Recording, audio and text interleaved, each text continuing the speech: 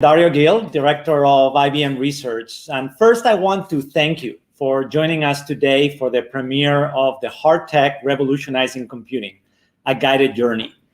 This short film is a guided journey into IBM's famed research labs, and we're going to get a chance to discover the hard tech and science creating and scaling the fundamental elements of computing. The scientists that you're going to get a chance to meet in the film are here with me in Yorktown, so we can say, wave a little bit, and we're going to be ready to answer your questions. And in the film, we're going to get a chance to explore the absolute limits of what is possible with technology and the impact that it's going to have in business and society. Now, if you're interested in exploring this topic further with us, I want to encourage also to subscribe to this YouTube channel. And with that, I hope you really get to enjoy the film. It's it was a labor of love and the passion for the work that we do here in the research division of IBM. And please don't forget to ask us questions throughout the film using the chat function. So let's get started.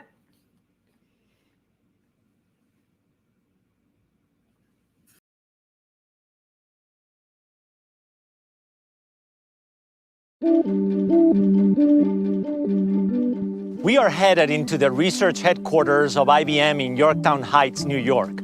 I really love this place. IBM Research is home to 3,000 scientists and researchers with laboratories around the world who deeply believe in the power of the scientific method to invent what's next for our company, for our clients, and for society.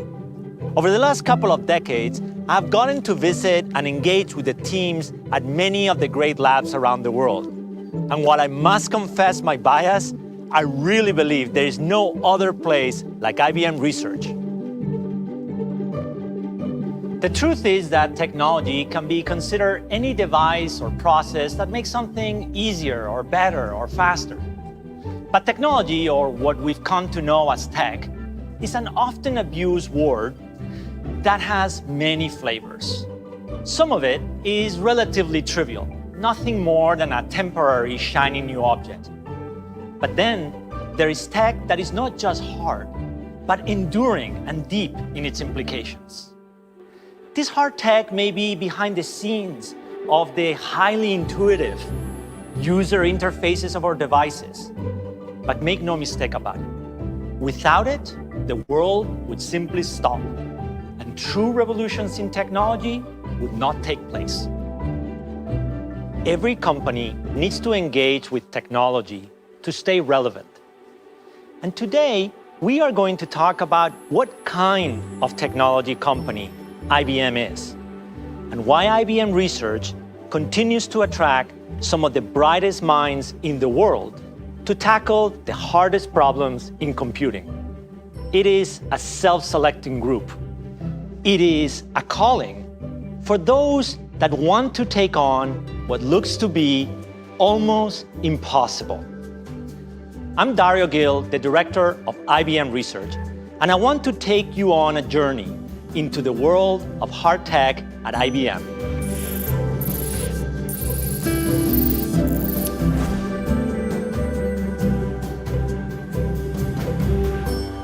At IBM, we invest in and create the fundamental technologies that power the world of computing.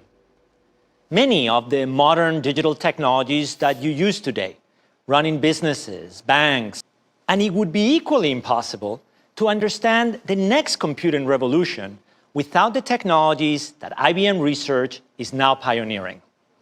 These innovations don't happen in a vacuum. They are built on hard tech challenges and fundamental materials advancements from the atomic level all the way out to the edge of computing.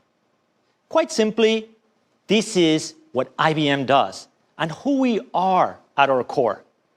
Hard tech computing is IBM's soul. Now, I'd like to give you all a glimpse of the innovations that we're building that will power computing today and for decades to come. First, we will look about what it takes to push the absolute limits of computing performance. You're going to be the first ones to see the world's first 2 nanometer node computer chip. Next, we'll check in with our quantum computing team to talk about how we have created machines that calculate as nature does. We will show you the latest advancements in quantum computing hardware and software as we work towards building our 1,000-qubit plus machine in the next 2 years, and at the same time, make it as easy to program these powerful machines as it is to use today's programming tools. Our next stop will take us deep into the world of languages and AI. We'll see how natural language processing is being applied to not just human language, but to the language of our machines, the world of code, and to the language of industries, such as chemistry. And lastly, we will survey the world's largest computer, the cloud. We'll learn how the future of business will be made possible through a visionary serverless open architecture aimed at making the massively heterogeneous and distributed computers that make up the hybrid cloud ultimately work as if it was a single, infinitely powerful computer. It is an exciting journey into our hard tech projects that will change how you think about computing and the coming era of accelerated discovery. Let's get started.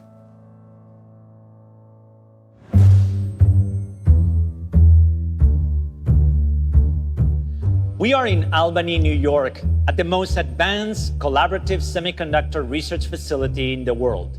This kind of facility is the product of billions of dollars of investment and over 20 years of dedicated work. It has been built on a highly successful public-private model designed to support an ecosystem of world-leading semiconductor suppliers and manufacturers. It is where IBM researchers have done some globally altering scientific and technological breakthroughs in nanotech and semiconductor research. Many of you may not know this, but my early research at IBM was in the field of nanotechnology and lithography. You probably have heard about the field of nanotechnology. The field of lithography is a bit more obscure, but it is at the heart of why computing gets better and cheaper decade after decade. Mukesh Khare, one of the most respected leaders in the field of semiconductor research, is going to share how we're building the chips of the future. We're going to get a chance to talk about one of my favorite subjects for hard tech, semiconductors. Maybe we could start by discussing how are chips made?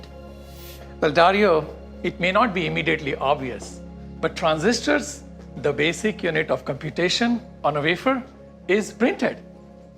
Wafers are sawed out of cylinders of pure crystalline silicon, then polished to mirror-like finish.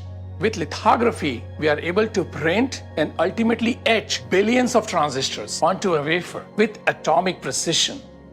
A high-energy laser fires on a microscopic droplet of molten tin and turns it into plasma, emitting extreme ultraviolet light, which then is focused into a beam.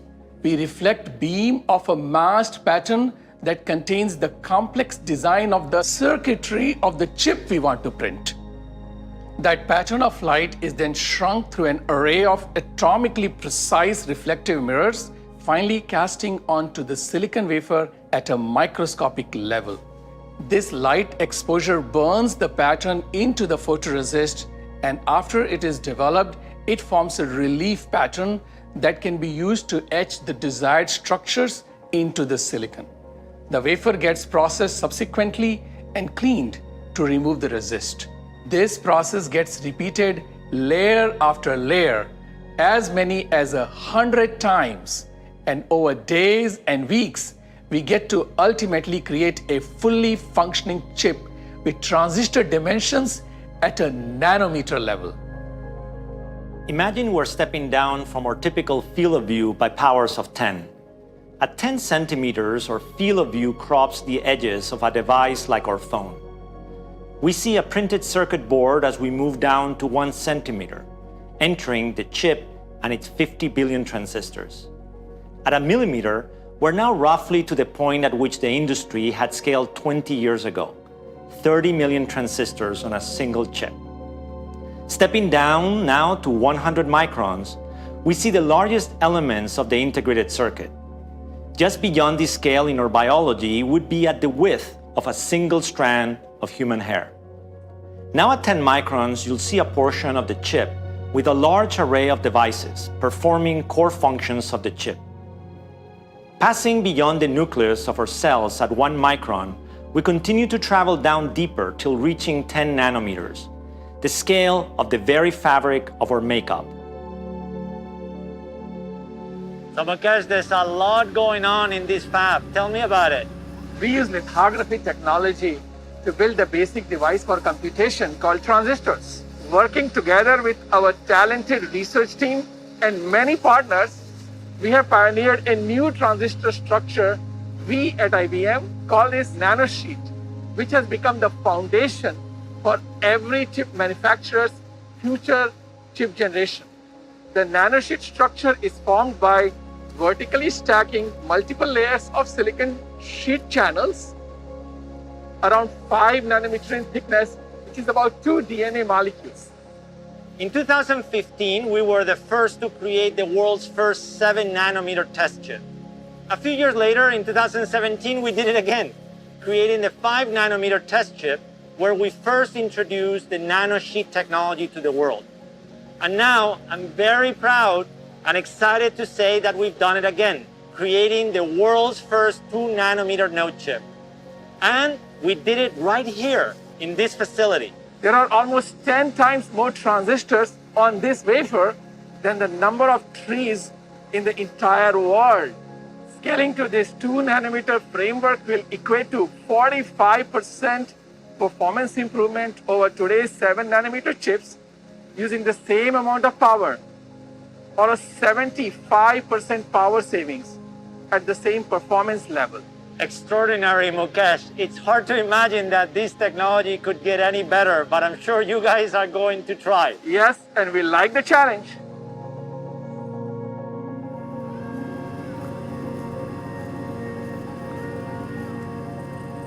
These continued technology advances ensure an enduring platform for both our own hardware and systems, but also the entire technology ecosystem. While the commercial availability of 2 nanometer processors is still several years away, the IBM Research innovation pipeline gets directly commercialized through our hardware platforms. In fact, IBM's first commercialized 7 nanometer processor, based on our 2015 innovation, will appear later this year in IBM Power 10 based systems. And next, we will show you how these advancements are bolstering the capabilities of our System Z. Our work here underscores the importance of advancing semiconductor chip design and performance across all modern computing architectures. And investing in these innovations is also critical for our partners, such as Intel and Samsung. It is also vital to the secure chip supply chains of industry, from IT to car makers, and to the success and security of our nations. Our 2 nanometer breakthrough will create advanced nodes that give hardware designers a more powerful canvas to create specialized tech. 2 nanometers is now the foundation for researchers to explore the future of hardware, including AI hardware, that can drive greater performance across everything we do.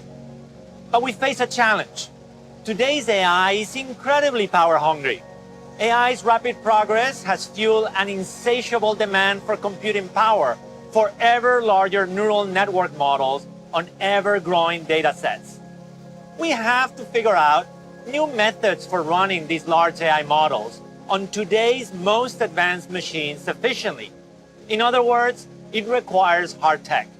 IBM fellow Donna Dillenberger has been innovating in systems for years, and is here to tell us more about what makes System Z such an amazing machine. Hey Donna, how are you? Good to see you. Hi Dario. So you're a world-class systems researcher, so tell us what makes IBM Z, these systems, so special? Z is known for its speed and its scalability. The Z15 was built with 9.4 billion transistors.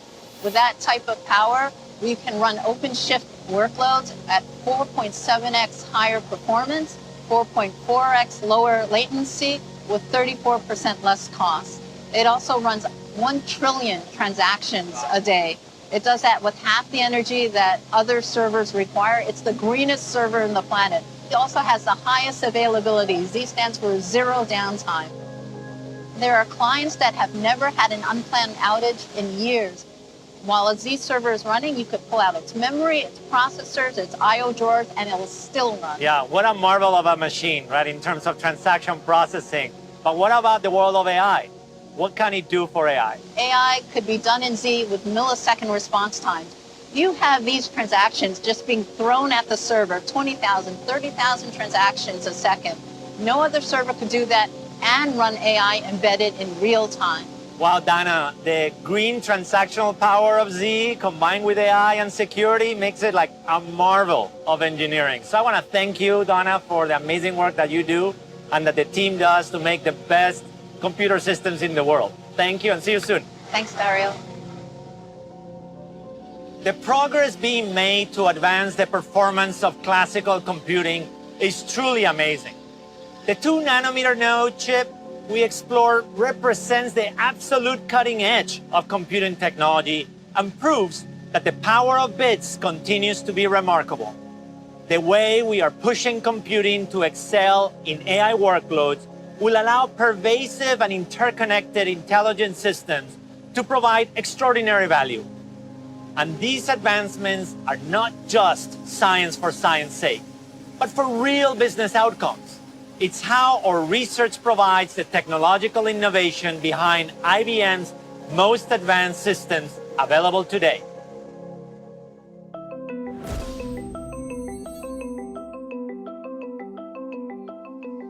For those of you that may be new to quantum computing, there's a few fundamental concepts that make it remarkably different from classical computing. We're all familiar with the term bits. It's the fundamental unit of information that classical computers use today. We've seen endless representations of this binary system in the string of ones and zeros that people come to think of as data. However, in quantum, the fundamental unit of information is called a quantum bit, or qubit. The basic idea is that this qubit could carry information quantum mechanically, or in other words, the same way that nature carries information. Simply put, a qubit is not bound to a binary system of information like ones and zeros. And that very simple difference is what makes quantum computing so powerful and so complicated. For you to truly appreciate what we've achieved, I'm going to introduce you to 2 physicists who can tell us more about how we got here. So Jerry, an exciting quantum research lab. Tell us, what did it take to build the first programmable quantum computer on the cloud in 2016?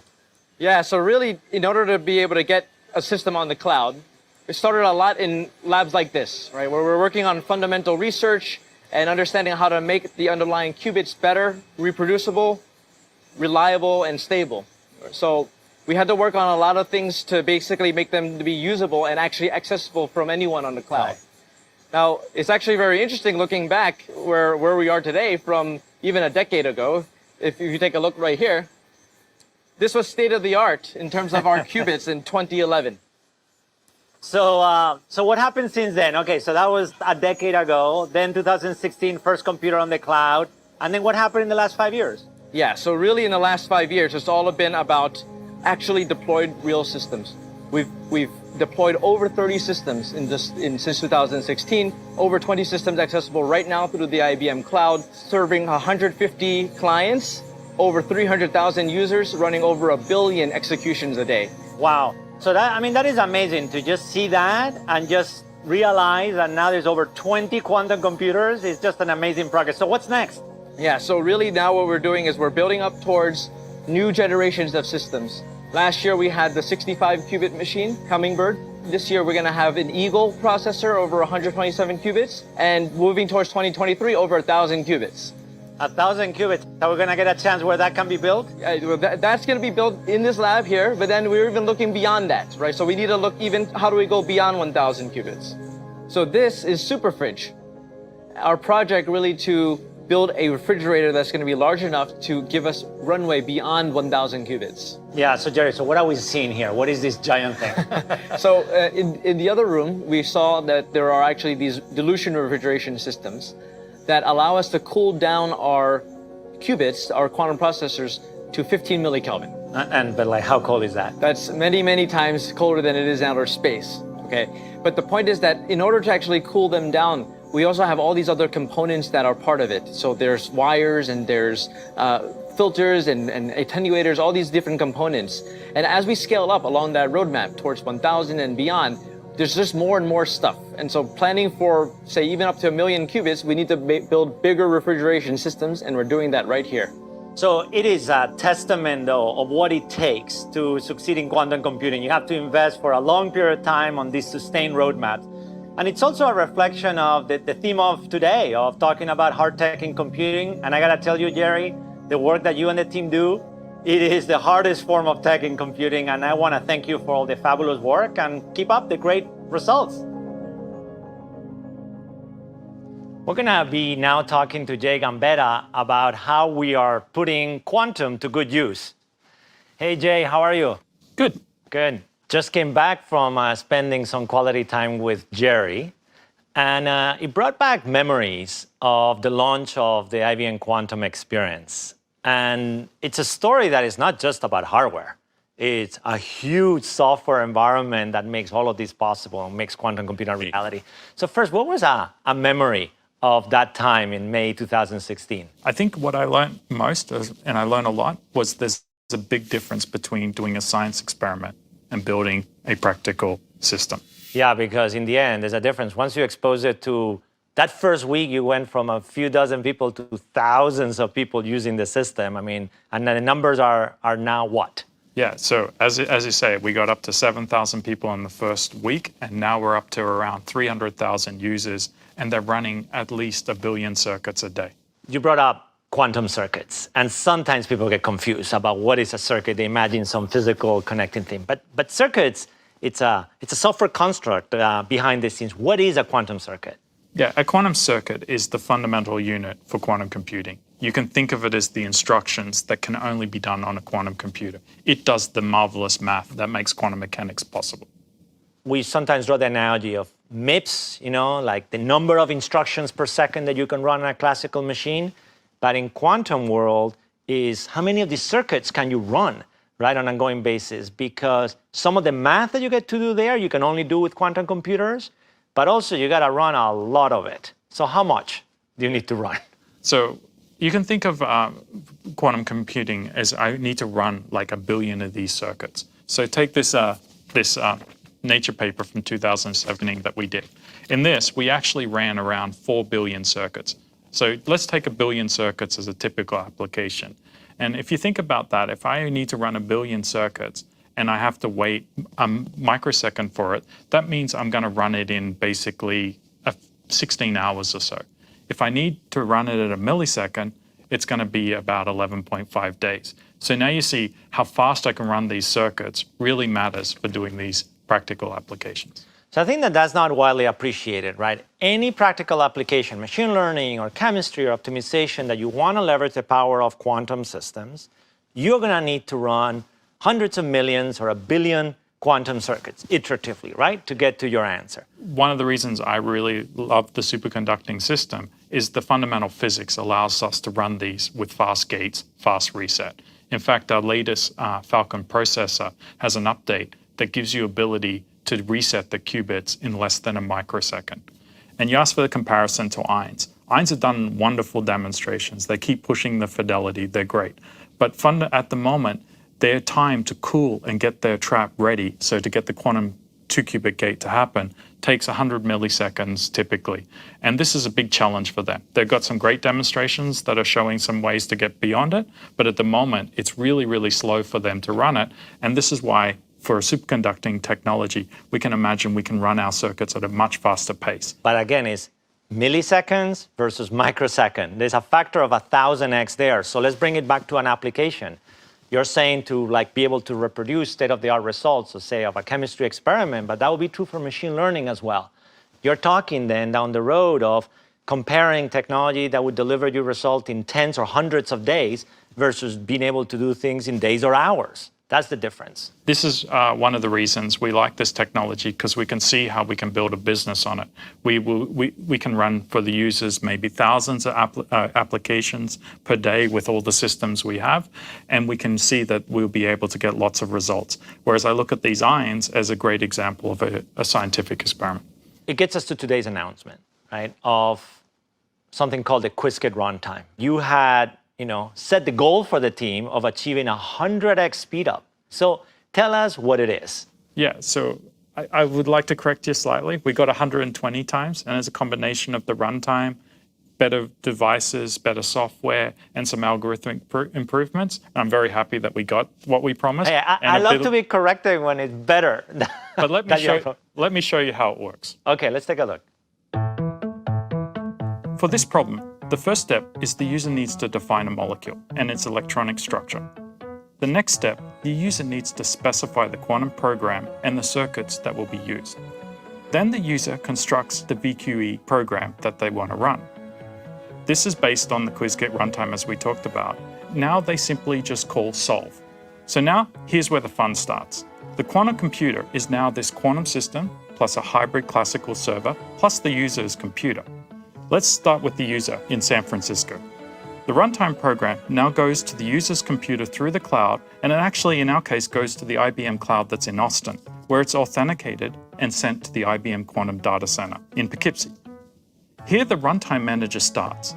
It sets up this new container program, and this does the classical computing and makes the circuits to be run. As you see, there's lots of circuits that are being sent to the quantum systems. These are run on our quantum systems, and the results come back, and you'll see there's lots of zeros and ones. Now it goes to the classical server again, and it processes those results. And if the algorithm calls, it resends those circuits through to the quantum system, and it comes back again, processes the results, gets the final answer, and sends it back to the user that's in San Francisco. And now they see, as in this example, the chemistry plot. I think everybody's going to be feeling a sigh of relief to say they're not going to need to know quantum mechanics to benefit from quantum computing. But this vision is powerful, right? Because you're going to run your everyday program that you like, and behind the scenes, this is what's going to enable, right, through this runtime. Yeah. So, Jay, that's amazing. What's next? So what's next? There's beyond the chemistry, we also have an exciting result in AI where we actually use this hybrid classical computer combination to find the correct circuits to improve an AI task. And I'm excited to bring that out. And ultimately, the release of our 127 qubit system this year. Yeah, so that's the thing. We talked a lot about chemistry, but there is a burgeoning field of the intersection of quantum and AI, and the theory team and the software team has done really seminal work that is also, really influencing deeply the field, and now this roadmap of more powerful machines. Thank you for you, the team, and the whole Qiskit community and the IBM quantum community that are really pioneering a whole new industry. So, a pleasure, and talk to you soon. We've defined the industry's leading roadmap for quantum advancement through our family of superconducting qubit processors to deliver generation after generation the most capable quantum computers in the world. A new system every year, with the goal of unleashing the era of quantum advantage, where we aim to achieve computational speeds that will drastically exceed classical computers. We're making the hard tech of quantum frictionless for the user. That's why we've curated, created, and nurtured a global quantum community through our open source software Qiskit, the world's most popular software development environment. It has helped usher a fast-growing quantum developer community. And we brought the power of all of this to business with our IBM Quantum Network, a global network of quantum computing partnership consisting of hundreds of businesses, startups, institutions, and governments. It's been an incredible journey so far, but know that we're just getting started. We invite you to join us to benefit from the growth of the quantum industry that IBM is pioneering.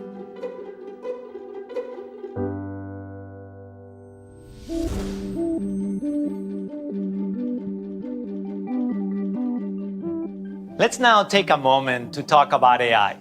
Since the field got started in the 1950s, the journey for AI has been a long and winding one. It's been both promising and confusing, and at times underhyped as well as overhyped.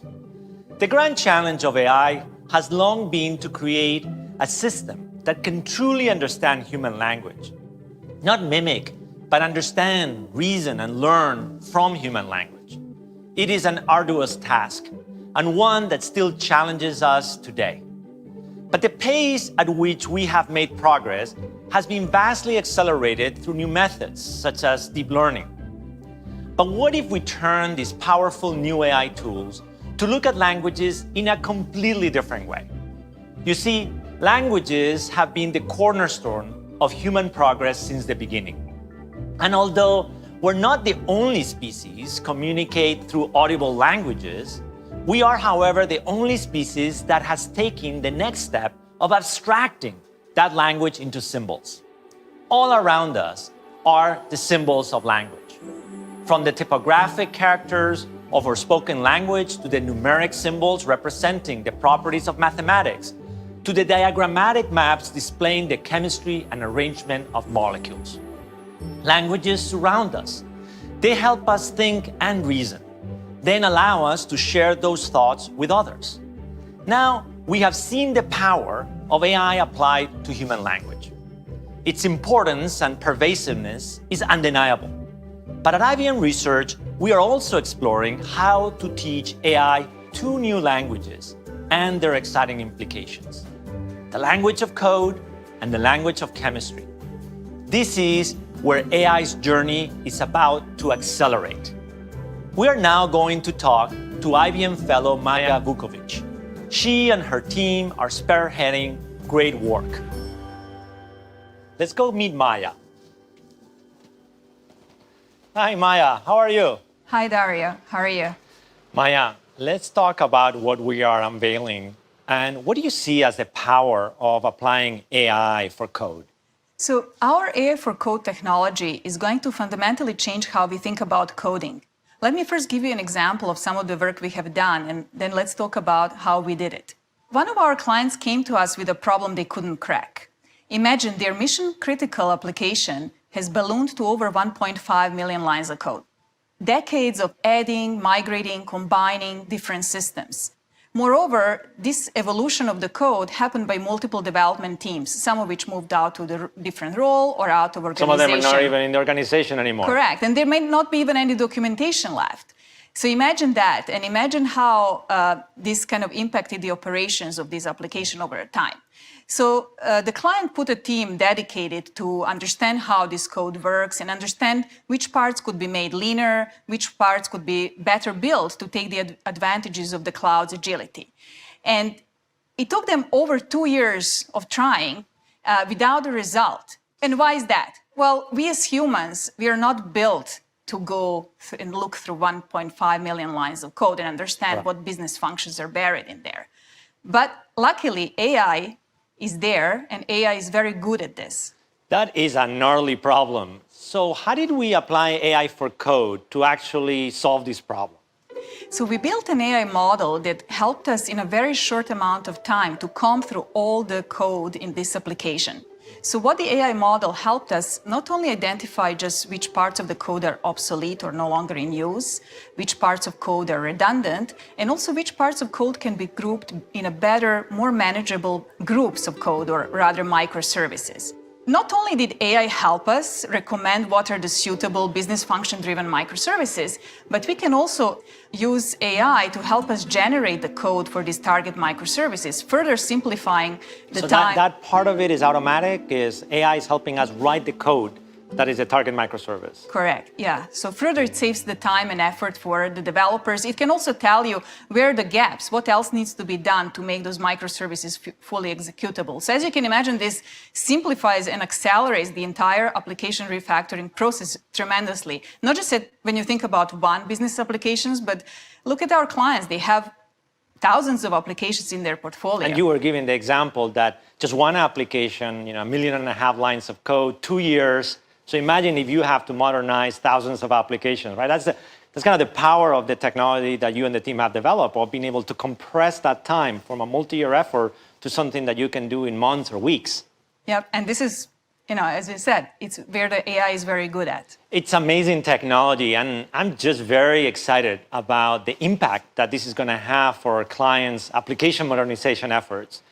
Very often we think about software and the role of software in business, and it's really becoming the language of business. So tell us a little bit about the broader implications of AI for code and what's next. Well, I'm very excited that we are launching today Project CodeNet and making the over 14 million samples of code available as part of the open source data set available on GitHub, right? If you thought that 1.5 million lines of code is a lot, think about it, 14 million code samples that we have derived out of 500 million lines of code. Our team has extracted most representative code samples that can help us or help AI train and better help the developers write the software.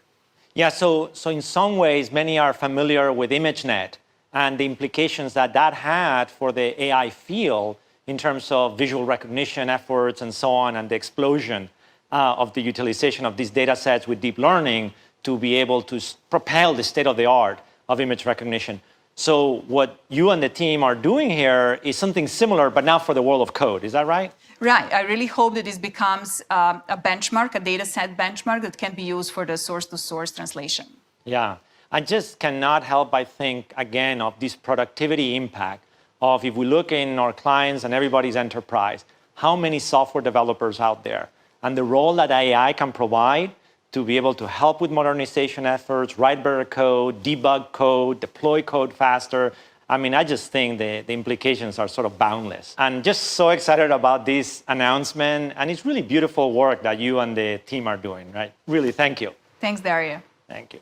So from learning about the implications of teaching AI the language of code, we're going to now have the opportunity to learn how AI is learning a different language. Let me share with you another piece of tech in which AI is learning a different language, this time the language of chemistry. Leading much of this work is Teo Laino and his team in Zurich, Switzerland. Hey, Teo, few in the world know or associate the world of chemistry with IBM. But now what's very exciting is that we are training and teaching AI the language of chemistry, and you've been a pioneer in doing that. Can you tell us a little bit how that works? Indeed, Dario. We have been able to learn how to teach the language of chemistry to the AI architecture. And the result has been a way of accelerating discovery for designing new materials that, instead of taking years and millions of dollars budget, can now be designed and synthesized in weeks or months. So what is Teo, the technology behind, when we say AI, what kind of technologies behind the scenes are we using to do chemistry? Let me go a little bit deeper into the heart of the technology. The very first thing is that we used AI, and more specifically natural language processing architecture, to curate all the chemical records from publicly available chemical unstructured records. Yeah, and the parallel, perhaps for everybody to understand, is that in the context of human language, let's say translation, right, between, say, Italian and English, we would have historically curated large amounts of human translated documents, and then we would have trained these neural networks to be able to do that mapping for us. But here, what you and the team did was curate, large bodies of patents and publications that contain the chemical translation language, right? The diagrams of chemistry of how do you go to a reaction, as an example. The initial effort was made in 2018 when we made available all the trained models and also the core of the architectures, the molecular transformer, to the scientific community through a portal that we call IBM RxN for Chemistry. The portal has been a great success. We have been gathering the attention and constructing a fast-growing community of roughly 25,000 users that have been using the AI models almost 4 million times in slightly more than 2 years. So this gives a little bit the idea of how interested is the audience, how interested is the scientific community in the journey for the digitalization of chemistry. Yeah, Theo, I think the work that you and the team have done, on the core AI, the digital platform, IBM RXN, the digital robot that then helps you synthesize, it's really been remarkable. It's the pioneering of a whole new field. And I think, Theo, what you and the team have demonstrated in the example of chemistry, right, which is a notoriously difficult and challenging language, is really remarkable, and it's illustrative of the potential. So thank you very much for the fantastic work and for spending some time with us today. Thank you, Dario. You just saw two powerful examples of how IBM Research is advancing the state-of-the-art in AI and reimagining how teaching AI new languages will accelerate software productivity and scientific discovery.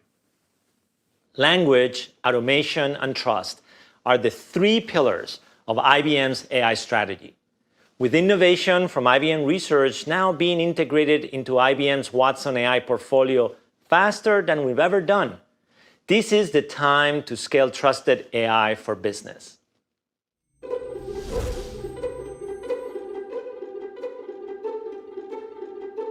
Our journey today started by inspecting the world at the nanoscale as we flew through IBM's latest groundbreaking work in semiconductors.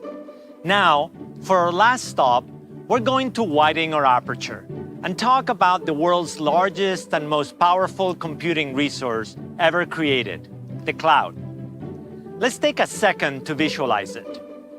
This globe shows the major data centers of the world's top public cloud providers. Hundreds of locations in dozens of countries that spans nearly every continent. However, this only paints a portion of the picture. What is not being shown are the massive number of private computing environments that exist in silos across the globe. The cloud has dramatically evolved over many years to what it is today, a massively distributed network of public and private data centers comprising zettabytes of computing power and data storage. For us to fully appreciate the engineering and networking marvel that is the hybrid cloud, which combines public and private environments, we must appreciate the software that runs it. Enter the world of hard tech software. Hey, Priya, how are you? Hi, Dario. How are you? It's so good to see you. I remember a couple years ago when you were telling me, Dario, for all the progress of what's happening on cloud, we gotta get to the point where we get the cloud to work as if it was a single, infinitely powerful computer. So what do you mean by that? Well, Dario, think about the simplicity of just working on your laptop. You have a common operating system, tools you're familiar with, and most importantly, you're spending most of your time working on code. Developing on the cloud is far from that. You have to understand the nuances of all the cloud providers. There's AWS, Azure, GCP, IBM private clouds. You have to provision cloud resources that might take a while to get online. And you have to worry about things like security and compliance and resiliency, scalability, cost efficiency. It's just a lot of complexity. When I think about the heterogeneous nature of the cloud, everything from large data centers to the edge, all this complexity that you're talking about, is there a prayer that we can actually address it and realize this vision? Yeah, indeed. I think it's one of the greatest challenges that we should solve right now in computer science, to harness this tremendously heterogeneous and distributed system. I think there are two key elements to a good software architecture for this. So first is open technologies, and the second one is the right software abstractions. Now, open technologies, because proprietary software stacks from different vendors not only add to all this complexity, but they stifle innovation. Key software abstractions start with the operating system, which is Linux. So as you know, Dario, Linux as the operating system for the data center era really unleashed this proliferation of software. including virtualization technologies like containers. And that ushered in the cloud era. Now, hybrid cloud is no different. We now need a distributed operating system to provide us that common layer of abstraction across these heterogeneous and distributed cloud resources. And Kubernetes is the open technology that's emerging as the winner in this evolutionary battle. So you have Linux, containers, Kubernetes. So these are the open technologies. And when it comes to enterprise-ready, supported, the most secure versions of this software, you have Red Hat Enterprise Linux, or RHEL, and OpenShift. This is our hybrid cloud platform, and this is the foundation for our cloud computer. So that is the path to be able to wrangle this complexity into something that gives you productivity. But you and the team are also pushing a vision that goes even beyond that, this world of serverless. So what is it and why is that so exciting? That's right. So serverless technologies, that's the key to realizing this vision of the cloud as a computer. So there are three key attributes to serverless. The first one is ease of use, and there's on-demand elasticity and pay for what you use. So let me give you an example. So take a simple data prep task on the cloud, which is fairly common. But the data in this case could be coming from anywhere, literally, edge environments, for example. And to make this as simple as a command you could issue on your laptop, a lot of things have to happen under the covers. And today, it's the developers and the data scientists doing these things manually. So I have to worry about, do I have access? Am I allowed to move the data? Where are the API keys? How many containers should I spin up? And this is what I spend most of my time on. But with serverless, you can literally boil this down to one single command, as simple as moving files around on your laptop. And the serverless platform does the rest underneath. So that's the beauty of serverless. And we are pushing this vision forward today in the Knative open source community. And just like with Linux and Kubernetes, there is a supported enterprise-ready version of Knative that's available on OpenShift today. It's called OpenShift Serverless. It's also available on IBM Cloud called Code Engine. So you can try these out today, but we continue to push this evolution of serverless, and it's getting us closer and closer to that vision of the cloud as a computer. Yeah, the cloud as an infinitely powerful computer, but working as if it was a computer. Exactly. I love the vision and how you and the team and the extended Red Hat team and the whole open community is making this a reality. So thank you, Priya, for everything that you do and for the fantastic work. And I look forward to talking to you soon. Thanks, Dario. See you. We are well down the road of executing our vision of making the world's hybrid cloud resources as easy to use as a single computer. When we do, we will finally realize the full revolutionary potential of the cloud, the ability to get what we need when we need it down to the millisecond with the click of a button. Today's Red Hat Open Hybrid Cloud Platform, built on Linux and Kubernetes, provides the essential interoperability layer to seamlessly blend the computational powers of high-performance computing, AI, and quantum across cloud providers and across public and private environments, all the way to the edge.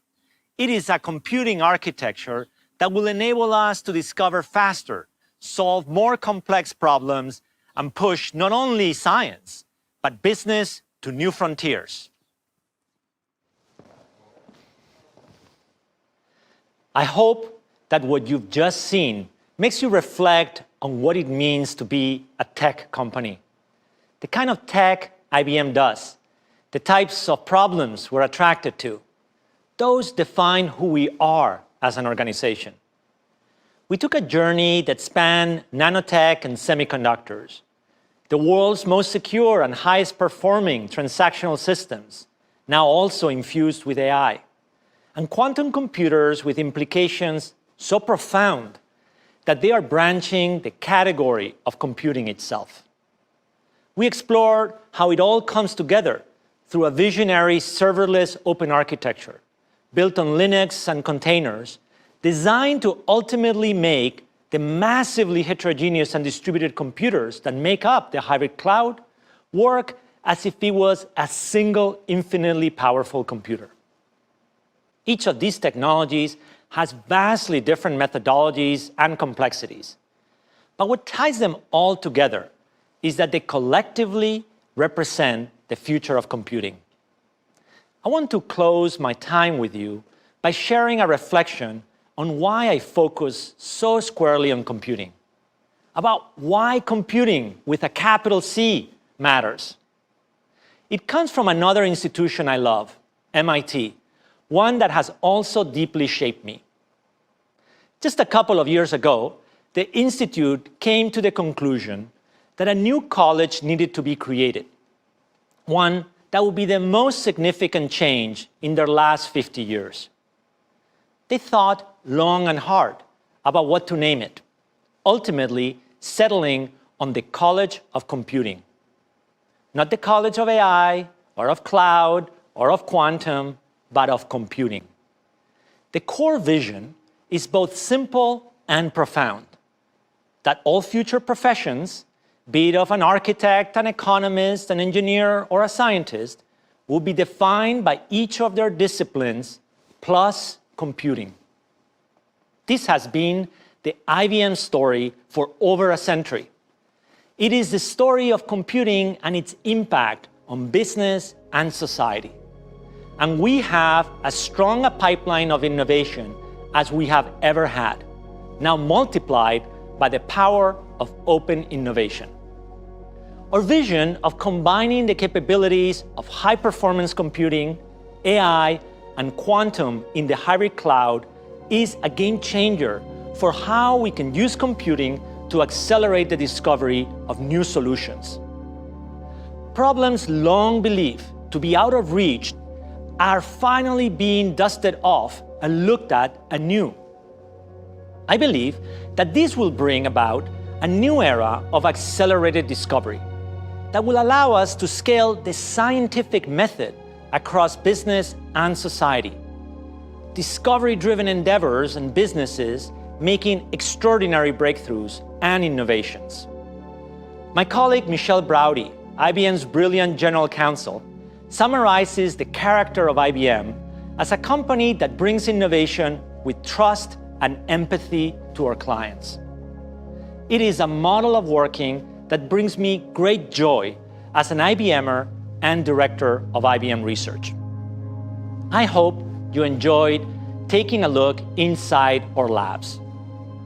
It's been my pleasure to give you a glimpse of the amazing work being done here at IBM. Gracias.